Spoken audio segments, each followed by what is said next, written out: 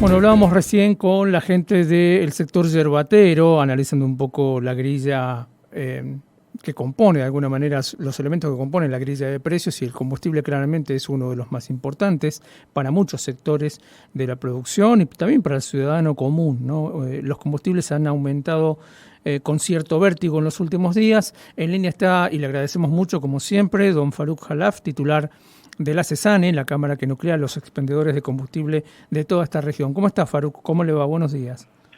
Buen día, Miguel, ¿cómo te va?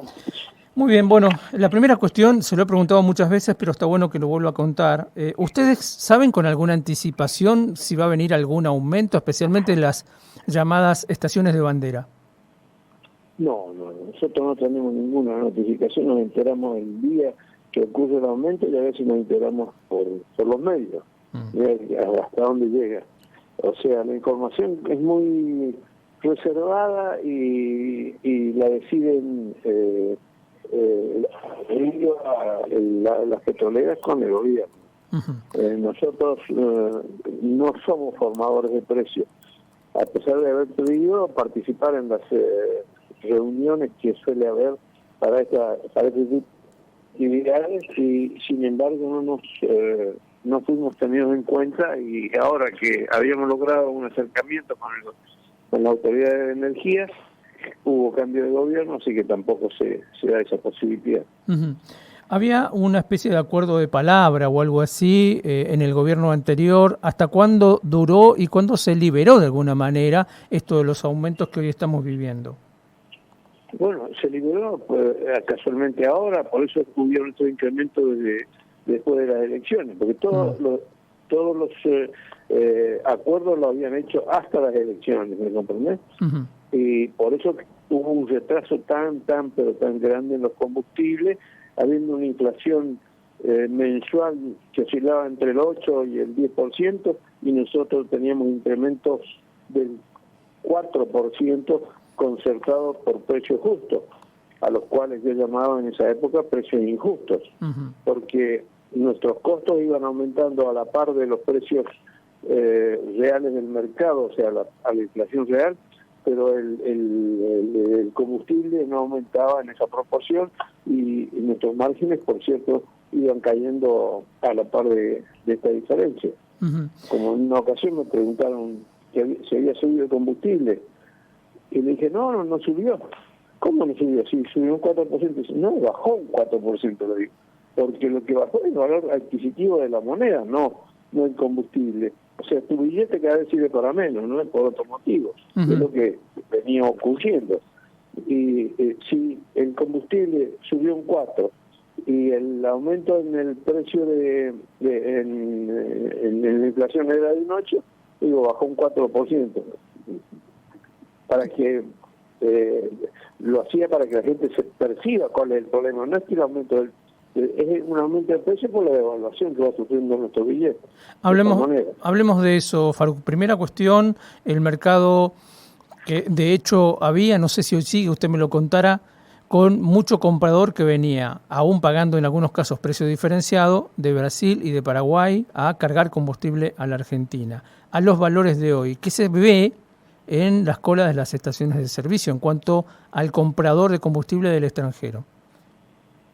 Y va a disminuir porque ya los márgenes no son tantos, pero no tanto por el incremento de precio, sino porque nuestra moneda se estabilizó en dólares, ¿me comprendés? O sea, el dólar está en 1.070 y con tendencia a la baja. Entonces, los cambios que ellos hacen para poder comprar ya no les conviene tanto como antes. Claro. O sea, lo que no lo favorece es el cambio que hay en el cambio financiero, ¿no es cierto? Bien, yendo por ese camino, hemos charlado muchas veces también sobre cómo impactaba a veces esta presencia importante del comprador extranjero cuando se tenía que decir la cuota de combustible que venía a Misiones. ¿Se puede haber aliviado esto? ¿Es algún tipo de solución a algo o nada va a cambiar de alguna manera, aunque haya menos compradores brasileños y paraguayos? No, mira, yo creo que van a seguir viniendo, no en la magnitud que estaban viniendo antes, porque sigue habiendo diferencias, y y las diferencias siguen siendo importantes, especialmente con Brasil, con Uruguay, con Chile. Entonces esas diferencias que son elevadas producen que vengan lo mismo porque les sigue conviniendo, pero además no vienen solamente por el combustible, no sé si me explico, y vienen por lo general por otro motivo que es el comprar comida, comprar ropa, comprar elementos de limpieza y todo eso, que es mucho más barato que en los países de ellos porque son más caros y además con su moneda más fuerte pueden hacerlo. Bien. Por último, ¿cuál es la situación de los estacioneros? Hemos hablado muchas veces de algunas estaciones de servicio que la pasaron muy mal y que probablemente siga siendo así en este último periodo, que estuvieron muchas veces al borde del cierre. ¿Cómo están hoy? ¿Qué le dicen los asociados de la CESANE?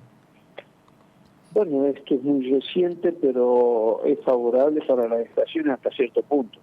¿Por qué te digo hasta cierto punto? Porque nuestro margen no es lo que subió. Nuestro margen sigue siendo el mismo, aproximadamente un 10%.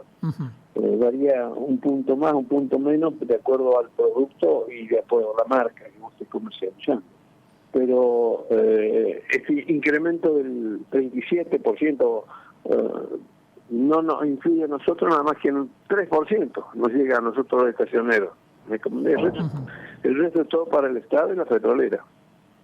Bien, por último, no hubo cierres en estos últimos meses, digamos, de estaciones. ¿Cómo está el panorama ese?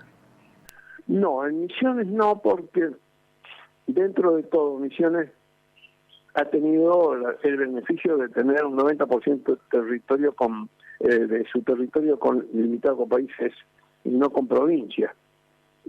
Solamente hay un 10% que limita con corriente, pero el resto es todo frontera, entonces eso ha favorecido el mayor consumo en la provincia y a pesar de los cupos que teníamos las estaciones de servicio, las que más sufrieron son las que están en el centro o las que están lejos de los pasos. Entonces esas estaciones tenían el cupo y se les agotaba igual que a las otras, pero ya era un cupo menor, ¿no es cierto? Porque no tenían el antecedente de la venta del año anterior, porque los cupos se fijan en base a lo que vos vendías el año anterior. Entonces eso les ha traído problemas a muchas estaciones que estaban al filo, o especialmente las más chicas, porque el costo operativo fijo es fijo. Vendas o no vendas, vos tenés un costo operativo fijo. Y si vendes poco, el costo operativo es mayor que el margen y ahí vas quedando para atrás.